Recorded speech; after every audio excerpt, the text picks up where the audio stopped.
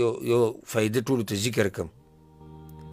دا موبایلي، دا نیټ، دا فیسبوکونه، دا ټویټرې، دا ټیک ټاک او دا ډیشونه او دا ټیویګان، دا چې دې په کور کې لګولي او وړو استعمالول، نو ډېر زر یې د تباهي لارې ته ورباسي. دا پرېږده چې دی په دې پوه شي چې بهی جنۍ دې ته وایي او هلک دې ته وایي. دا قصې پرې په دې خو پوخا پوه شي چې جنۍ دا ده او هلک دا دی. نه ډېر مخکې لاړ شي. او څو کاله مخکې کراچۍ کې هغه واقعه راغلې وه، سکول کې دننه هلک او جنۍ په یو بل مینو ماشومانان، او دا د اختلاط نقصان دی. که نه مونږ چې دا چغې وو چې اختلاط نقصان دی، اختلاط نقصان دی، اختلاط الله منع کړی، د الله پیغمبر منع کړی، نو هلکان او جنکۍ یو ځای.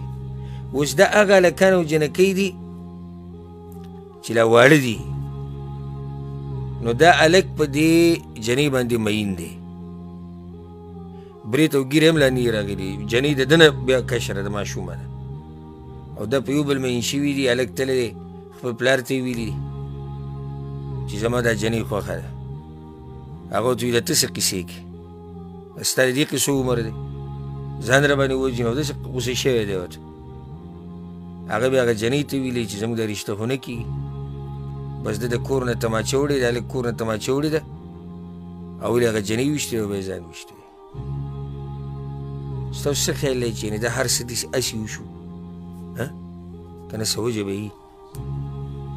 دوی په کور کې به ډیش نه وي، دوی به ډرامې نه وي کتلي، دوی به فلمونه نه وي کتلي، دوی به ټیک ټاک او فیسبوک یې نه وي کتلي، دوی به یوټیوب نه وي کتلی، دوی به دا قصې نه کوي. د کم ځای نه د دې هلک په ذهن کول دا قصه راغله چې دا جنۍ ده دې سره مینه کوه. بیا جنۍ په دې قصو څنګه پوه شوه؟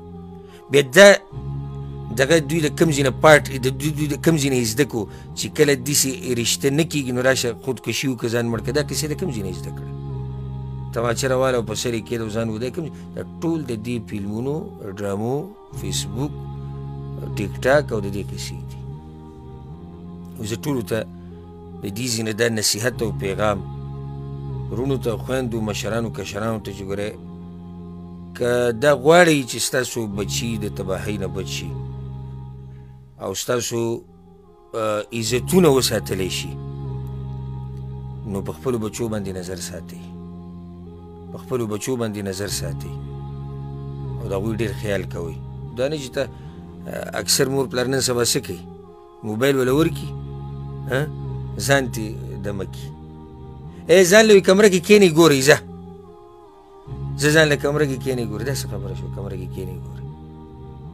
اوس لا داسې ماشوم دی چې عمر یې کم دی او لا دغه قصو ته نه رسي. هله جدا خبره چې ځه دی پکې ګیم کوي یا کارټون ګوري. ده یو ماشوم اوس هوښیار شوی دی، پوهېږي چې دا ښځه ده او دا سړی دی او دا انګریزان ګورې ستاسې خیرخوا نه دي. ورب الکعبه داسې کارټونان دي ماشومانانو له راویستي دي، د ماشومانانو له چې په هغې کې دننه ورته هم د مینې محبت او دا قصې کړي دي. ماشوم ته یې دغه عمر نه ښایي. نو ستاسو څه خیال دی چې انګریزان او دا خلک دا غیر مسلمه زموږ خیرخوا دي؟ دا ګیمونه راواله، دا ګیمونه چې راواله کوي، دا پلی سټیشن او ایکس بوکس او یو شی او بل شی راواله ده. په دې ګیمونو کې د جنکو چې کوم تصویران راځي هغې ته سړی کتی نه شي.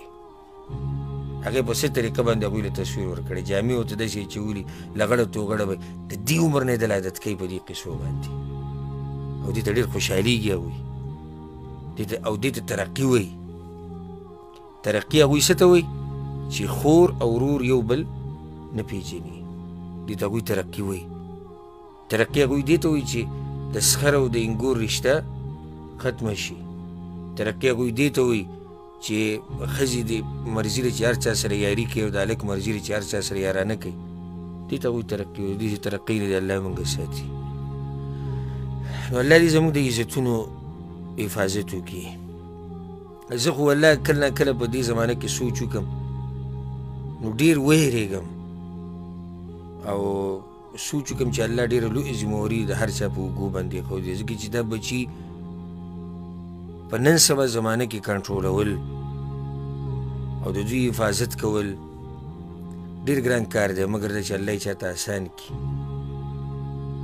ځکه چې فساد او شر هر ګوټ د دنیا ته رسېدلی نېټ ګوره زموږ په دې ملک کې داسې علاقې شته چې بجلي پکې بجلي نشته خو نېټ پکې 4G چلېږي